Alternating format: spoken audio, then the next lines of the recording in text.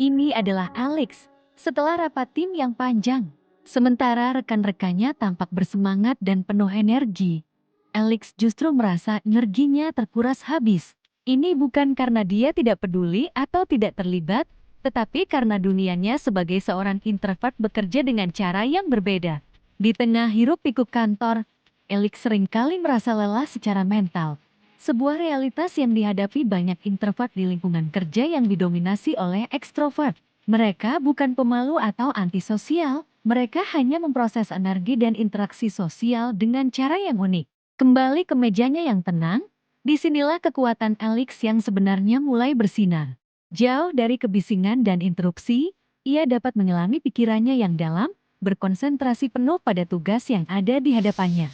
Dalam keheningan ini, ia menganalisis masalah secara mendalam, menemukan solusi kreatif, dan menghasilkan pekerjaan dengan kualitas luar biasa.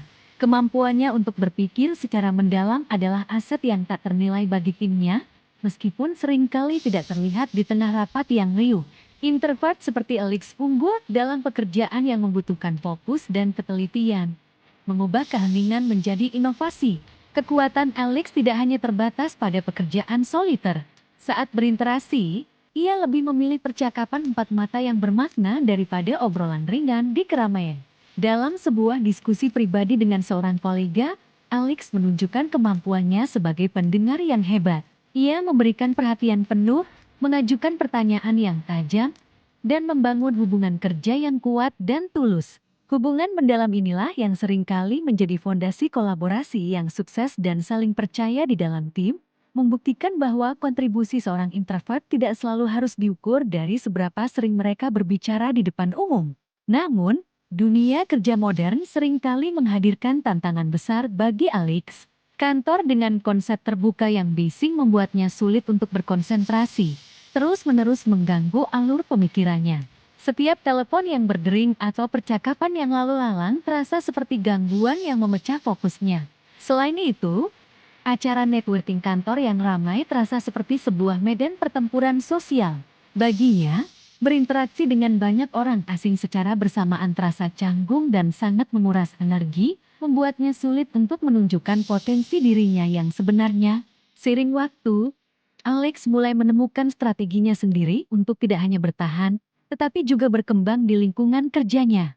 Ia mulai menggunakan headphone peredam bising untuk menciptakan gelembung ketenangan di tengah kantor yang ramai, membantunya untuk fokus pada pekerjaannya. Ketika ia membutuhkan konsentrasi penuh, ia akan mencari sudut yang tenang atau menggunakan ruang kerja kosong untuk sementara waktu.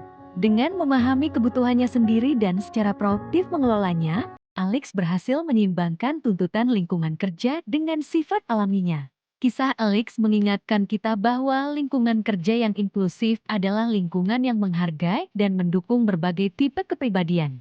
Dengan menyediakan ruang kerja yang tenang, mempromosikan interaksi empat mata, dan memahami bahwa kontribusi bisa datang dalam berbagai bentuk, perusahaan dapat membuka potensi luar biasa dari karyawan introvert mereka. Ini bukan tentang mengubah siapa mereka, tetapi tentang menciptakan ekosistem di mana kekuatan unik setiap individu, baik introvert maupun ekstrovert, dapat bersinar dan dimanfaatkan untuk kesuksesan bersama.